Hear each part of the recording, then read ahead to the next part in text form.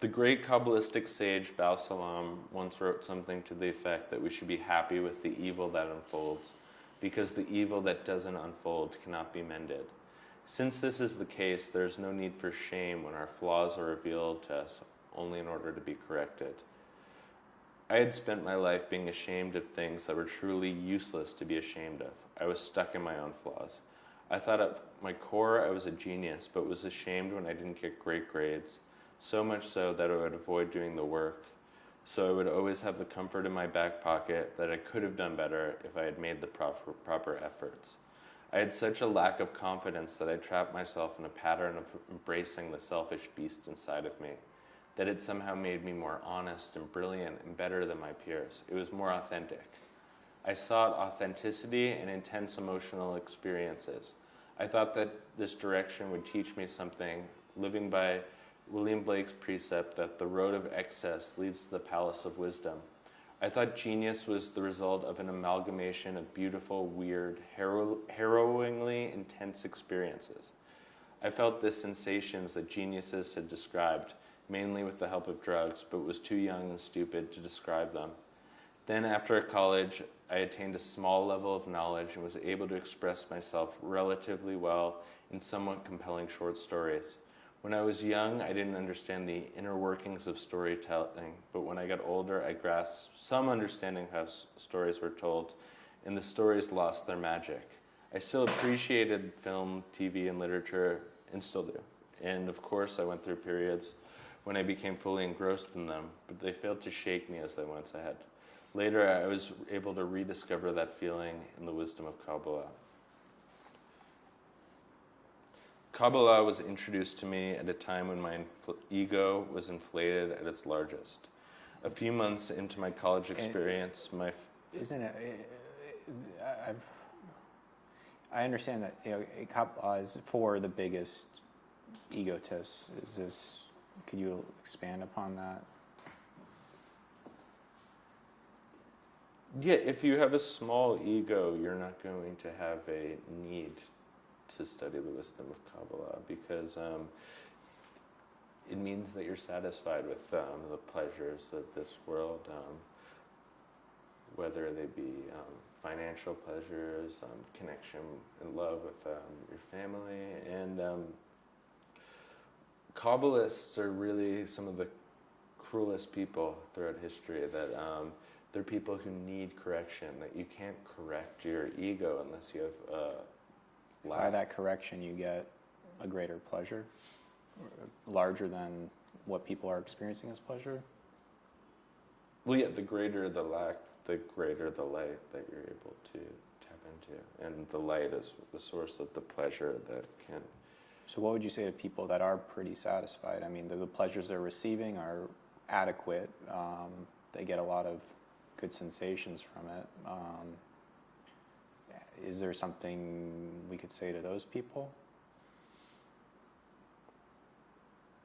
I think or they just have to wait, essentially. I think a lot of people are relatively satisfied with their lives, but I think the times we're living in kind of are... the numbers are getting fewer and fewer of those types of people who are truly satisfied with their life as it is. And what would you say? I mean, covering the problems with drugs and other things. Is there? I mean, that seems to work for a lot of people for most of their lives. I mean, what's the problem with that?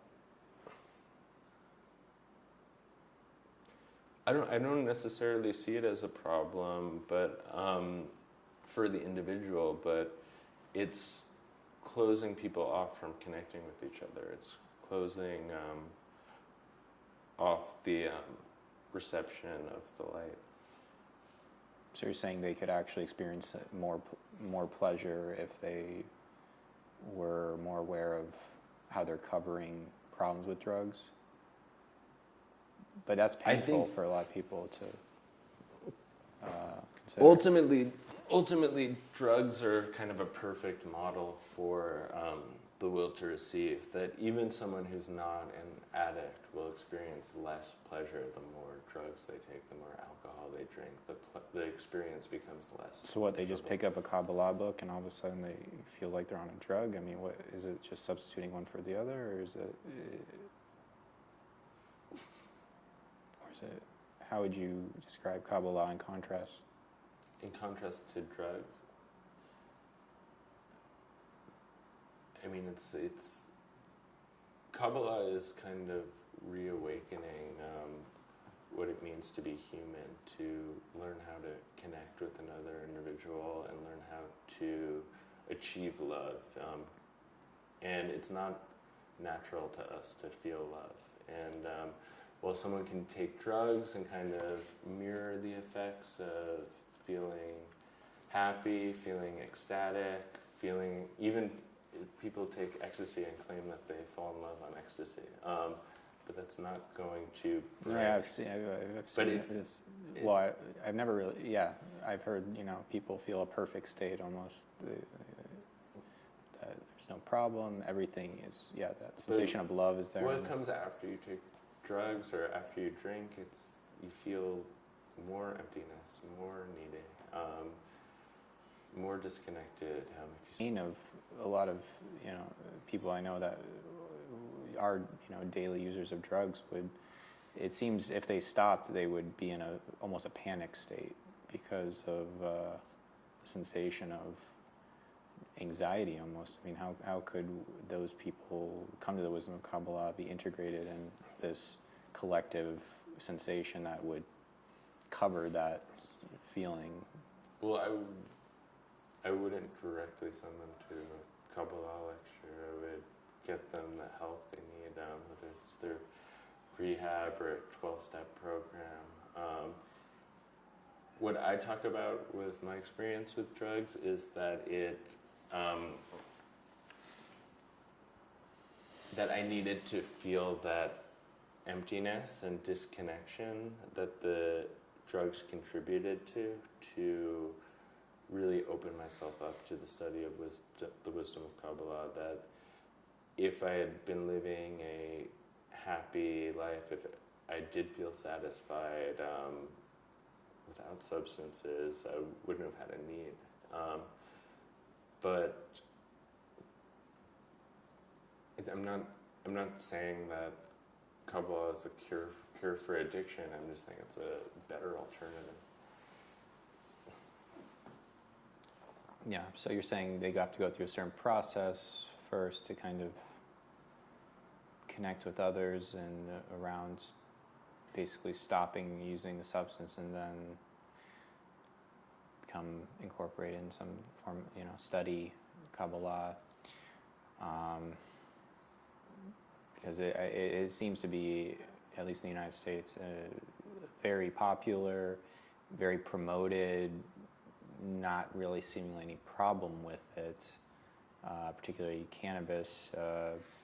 But well, yeah, I mean, Kabbalah doesn't believe in restricting anything. So if the world is accepting marijuana use, then we're not going to fight that. I'm just saying that it's ultimately going to cloud people's realities, that they're not going to feel a true connection to people, that they're going to feel even more isolated and insulated from taking drugs. And it's ultimately very damaging. This isn't even a Kabbalistic point I'm making, but a lot of daily pot smokers, and has a much more detrimental effect on their lives than most people are kind of promoting these days, that it's okay to smoke pot. I think it's okay to do anything in moderation, but